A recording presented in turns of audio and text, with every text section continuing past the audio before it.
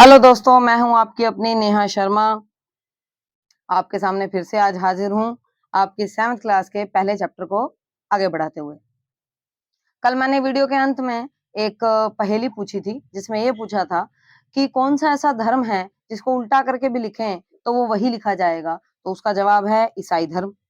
बहुत से लोगों ने कमेंट सेक्शन में आंसर दिया था और बहुत से ऐसे लोग थे जिन्हें समझ नहीं आया होगा, तो उनके लिए ये जवाब है ईसाई धर्म।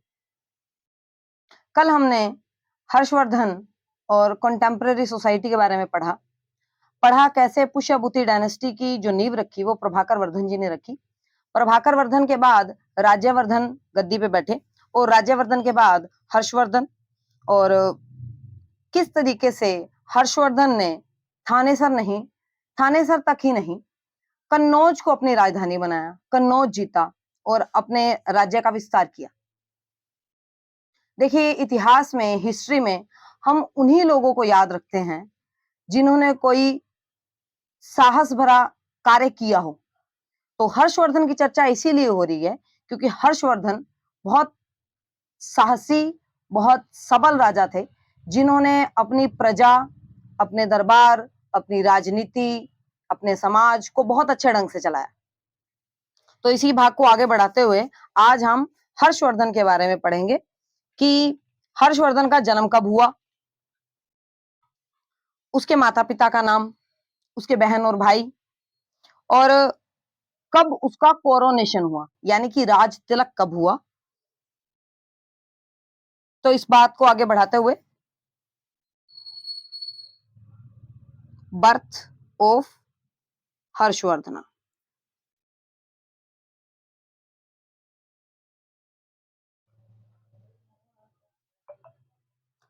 Harshvardhan was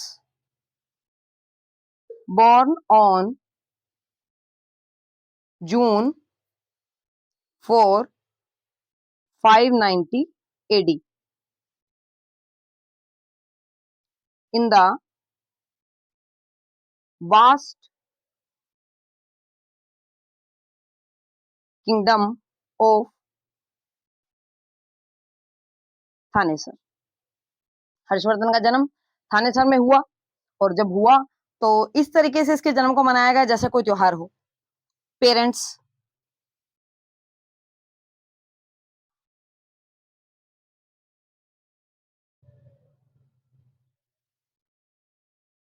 हर्षवर्धना's mother was Yashomati, Yashomati Devi, and पिता को तो आप जानते ही हैं, Prabhakar Vardhan. And Prabhakar Vardhan was his father। Harshvardhan काफी सहनशील राजा था, करेजियस था और अपने पिता की तरह एक महान राजा था। अब आगे सेक्शन आता है उसके बहन और भाइयों का, यानी कि ब्रदर एंड सिस्टर। मैंने आपको इस वीडियो की शुरुआत में, इसके पहले भाग में मैंने आपको बताया था कि हर्षवर्धन के बड़े भाई का नाम राज्यवर्धन था और जब राज्यवर्धन को पता चला कि उसकी जो जीजा जी हैं उनका वध कर दिया, जीजा का नाम देवगुप्त था, उनका वध कर दिया है शशांक ने, तो वो अपने जीजा की मृत्यु का बदला लेने के लिए पहुंच गया था। वहां वो रणभूमि में वीरगति को प्राप्त हुआ। जब हर्षवर्धन को इस बात का पता चला तो आनन फानन में इनका राज तिलक हो गया और ये युद्ध के लिए आगे गए। जब युद्ध के लिए पहुंचे तो शशांक युद्ध भूमि से भाग खड़ा हुआ। तो Harshvardhan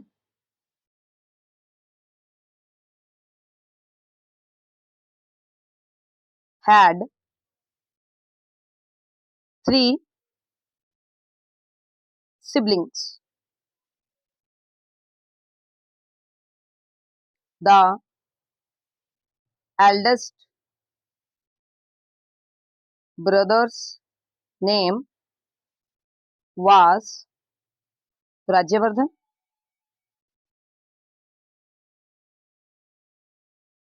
and The elder sister's name was Rajeshri. Harshvardhan जो था वो यंगेस्ट था, मतलब सबसे छोटा था। अब आती है आगे हर्षवर्धन की education.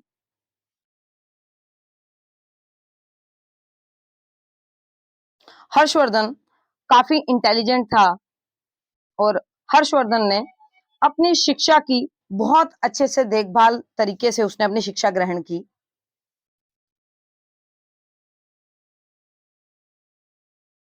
Harshvardhan was very learned and intelligent.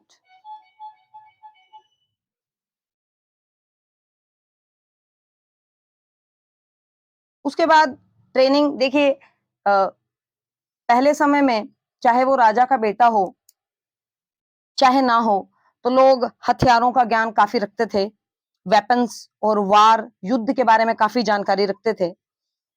तो इस चीज को हमें इतना ज्यादा पढ़ने की जरूरत नहीं है। नेक्स्ट आता है आपका कोरोनेशन इन थानेसर।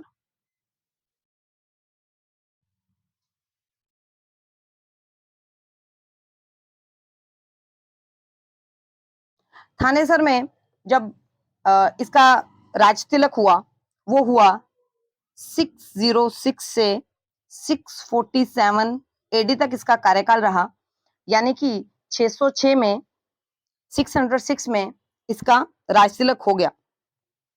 मैंने आपको बताया था कि सडन डेथ हुई, सडन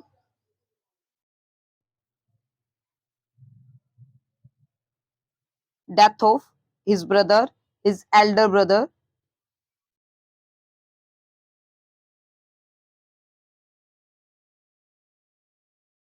और ये सिर्फ 16 वर्ष की आयु में he was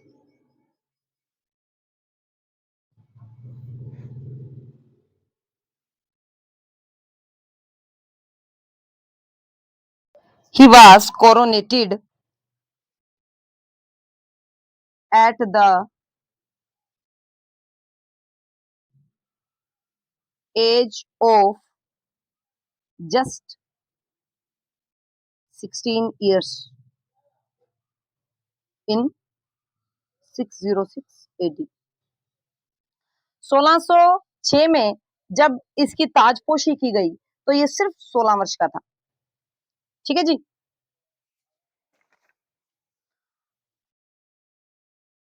आज के लिए इतना ही।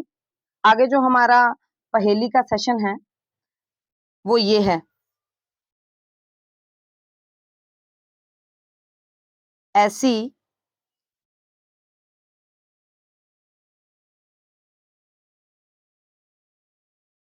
कौन सी वस्तु है जो लुटाने पर बढ़ जाती है।